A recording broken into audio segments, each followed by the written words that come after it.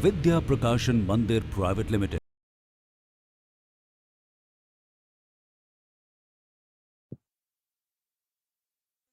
जीवन में ना संगति का बहुत महत्व होता है। संगति का मतलब साथ। हम कैसे लोगों के साथ रहते हैं, कैसे माहौल में रहते हैं, उसका हमारे ऊपर बहुत असर पड़ता है। अच्छे माहौल में रहेंगे, अच्छे लोगों के साथ रहेंगे तो अच्छी बातें सीखेंगे। अगर गलत लोगों के साथ रहेंगे, गलत माहौल में रहेंगे तो गलत बातें अपने आप ही हमारे स्वभाव में आ जाएंगी। तो इसलिए कभी भी जीवन में बुराई की तरफ, बुराई के साथ, बुराई के बीच में नहीं रहना चाहिए। तो बच्चों, आज मैं चित्रा बंसल, आपकी हिंदी टीचर, आपकी हिंदी की पुस्तक उल्लास का जो पाठ पढ़ाने जा रही हूँ, उसमें आप देखेंगे कि कैसे थोड़ी देर की भी गलत संगत, गलत संगति हमारा नुकसान कर सकती है। पाठ का नाम है संगति का फल। संगति मतलब साथ। जैसी संगति में हम रहते हैं, जैसे लोगों के साथ रहते हैं, उसका प्रभाव हमारे ऊपर जरूर पड़ता है। और वही आज हम इस कहानी में भी पढ़ेंगे। चलिए पढ़ना शुरू करते हैं। बहुत पुराने समय की बात है। किसी राज्य में एक राजा था। उसके मन में आया कि उसे पता लगाना चाहिए कि उसकी प्रजा किस हाल में रह रही है।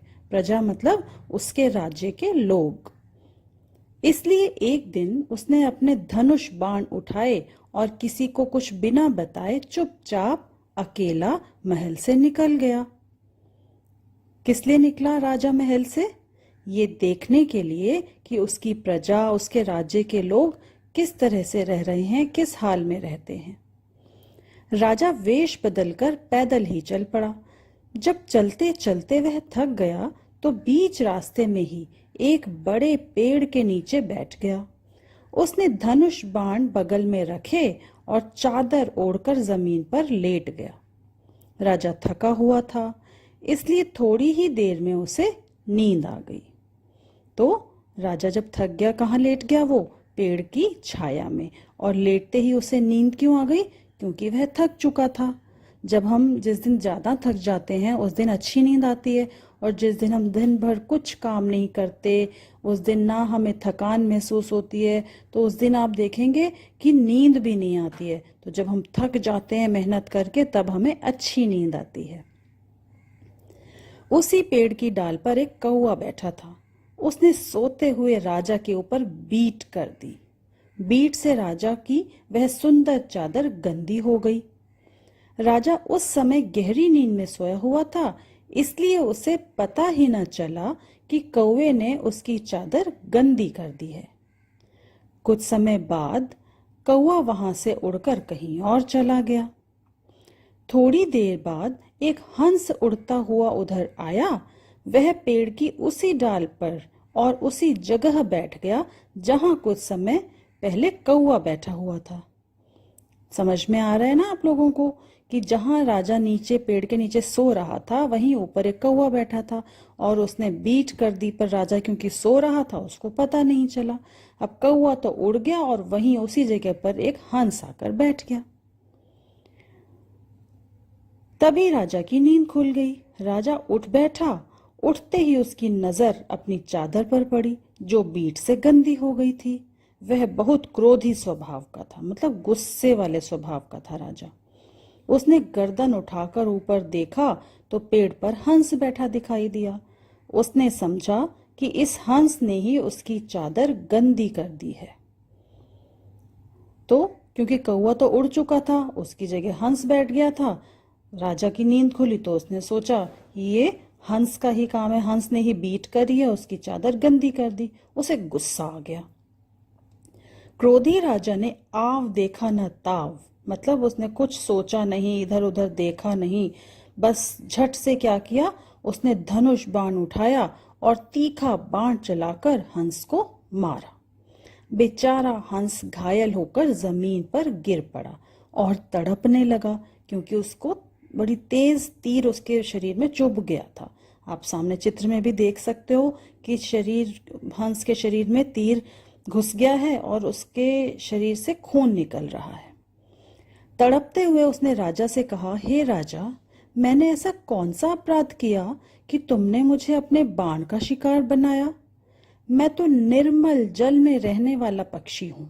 निर्मल मतलब साफ स्वच्छ। हंस का जो स्वभाव होता है बहुत निर्मल होता है, नम्र होता है, वो किसी को तकलीफ नहीं पहुंचाता। ईश्वर की यह कैसी लीला है, केवल एक बार उस दुष्ट कौवे की जगह पर बैठने की मुझे इतनी बड़ी सजा मिल रही है कि मेरे प्राण जा रहे हैं। जो सदा दुष्टों के साथ रहते हैं उनका क्या हाल होता होगा।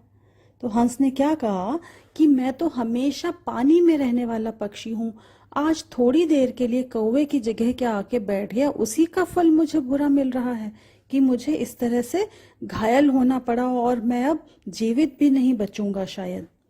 हंस ने प्राण छोड़ने से पहले राजा से कहा, हे राजा, तुम दुष्टों की संगति कभी मत करना, क्योंकि उनकी संगति का फल ऐसा ही होता है। दुष्ट मतलब जिनका स्वभाव अच्छा नहीं होता, जो दूसरों को तकलीफ पहुंचाते हैं। तो हंस ने मरते मरते राजा को कहा कि कभी दुष्टों के साथ मत रहना, क्योंकि उनके स्वभाव का असर तुम्हारे ऊपर जरूर पड़ेगा।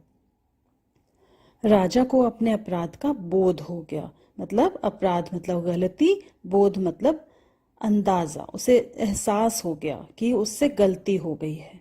अब वह बहुत पछता रहा था, लेकिन हंस को बचाने के लिए वह कुछ नहीं कर सकता था। उसने उसी समय 2 प्रतिज्ञाएं की, मतलब 2 बातों की उसने कसम खाई, प्रण लिया। पहली, वह कभी बिना सोचे समझे कोई काम नहीं करेगा। दूसरी, दुष्टों की संगति कभी नहीं करेगा।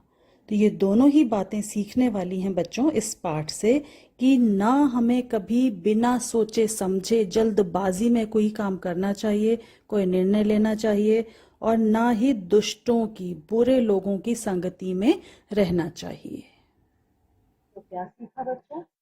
एक तो यह है कि हमें अच्छी संगति में रहना चाहिए, अच्छे लोगों और अच्छे वातावरण में रहना चाहिए। दूसरा, कोई भी काम जल्दबाजी में बिना सोचे समझे नहीं करना चाहिए।